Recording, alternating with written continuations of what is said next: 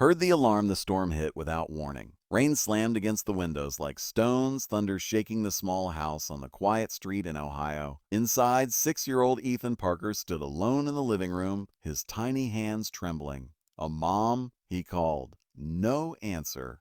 His mother lay on the kitchen floor, unconscious after slipping on the wet tiles while rushing to answer the door earlier. The phone had fallen from her hand and slid under the refrigerator out of reach. Ethan's heart pounded. He remembered what his mother had taught him. If something bad happens, ask the smart speaker for help. He wiped his tears and ran to the coffee table. "Alexa, call for help," he whispered. The device blinked blue. Then a loud alarm sound filled the house. But outside, the storm drowned everything. The first 3 seconds of danger across the street, neighbors stayed inside, doors locked tight against the rain. No one heard the alarm. No one saw the little boy pacing the living room, crying for his mother to wake up. Minutes felt like hours. Ethan shook his mom's shoulder again. "Mommy, please wake up." Nothing. The alarm kept ringing. A passing stranger 3 blocks away, Marcus read, a 47-year-old biker, rode slowly through the storm on his black motorcycle. His leather jacket dripped with rain, boots splashing through puddles as lightning flashed across the sky. Marcus wasn't supposed to be there. He had taken a wrong turn after leaving work at the auto repair shop. As he passed the quiet street, something unusual caught his attention. A faint electronic alarm sound. At first, he ignored it. Storms triggered alarms all the time.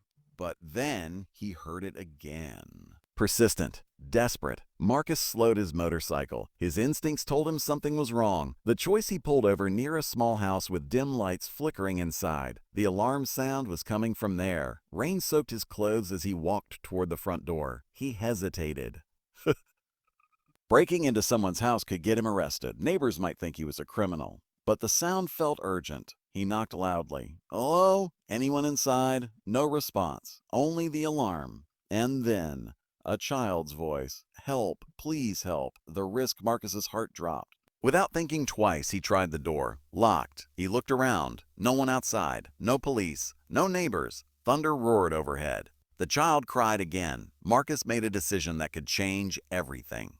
He picked up a small garden stone and smashed the side window. Glass shattered. Rain blew into the house as he climbed inside. Inside the house, the alarm was deafening. Marcus stepped carefully through the broken window, scanning the room. Then he saw him. A tiny boy standing beside a woman lying motionless on the kitchen floor.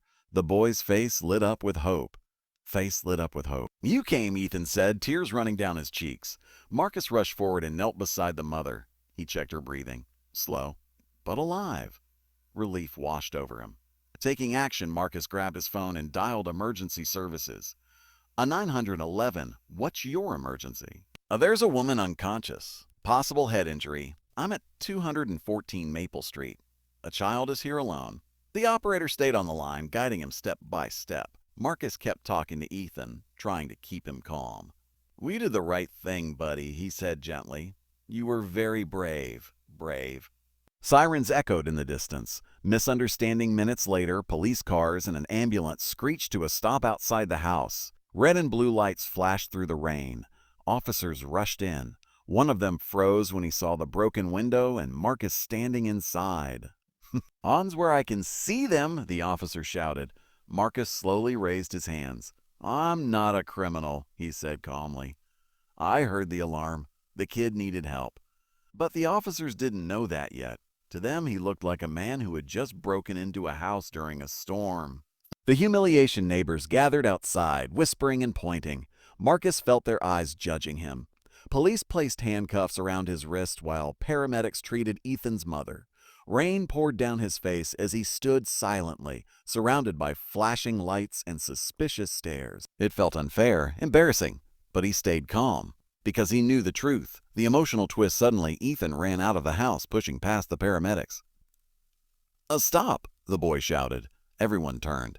He pointed at Marcus. "He saved us." The street went silent. Ethan's voice trembled as he spoke again. "I called for help, and nobody came. Only him." Tears rolled down the boy's cheeks. "He broke the window because my mom wouldn't wake up." The officers looked at each other. One of them slowly removed the handcuffs. The truth revealed moments later. The paramedic approached the police. "She slipped and hit her head," he explained. If help hadn't arrived when it did, she could have stopped breathing. The officer turned to Marcus with a new expression.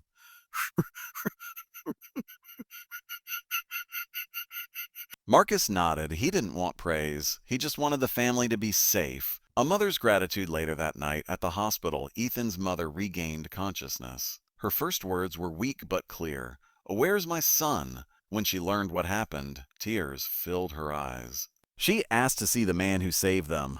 Marcus stood awkwardly near the hospital doorway, still wet from the storm, unsure if he belonged there. Ethan ran straight into his arms. Thank you," the boy whispered. His mother reached for Marcus's hand. "You saved my life and my child's," she said. "I don't even know your name." "Marcus," he replied softly. Respect earned the next morning, the local police department shared the story online. Neighbors who had once whispered about the A-man who broke the window now praised the stranger who listened to a child's alarm in the middle of a storm. Some even called him a hero. But Marcus didn't see himself that way. He simply followed his instincts. A week later, Marcus rode his motorcycle down the same street again. This time, the sun was shining. As he passed the small house, Ethan stood in the front yard holding a handmade sign. Fwa. It read, "A thank you, hero." Marcus stopped his bike, surprised. The boy ran over and handed him a small drawing. It showed a motorcycle, a house, and a smiling family. At the bottom, in messy crayon letters, were the words, "You heard me when nobody else did." Marcus smiled quietly, placed the drawing inside his jacket, and started his engine. As he rode away, he felt something stronger than pride. Respect. Not from strangers, not from the police, but from a child whose life had changed forever. Sometimes heroes don't wear uniforms. Sometimes they just listen when others ignore the alarm.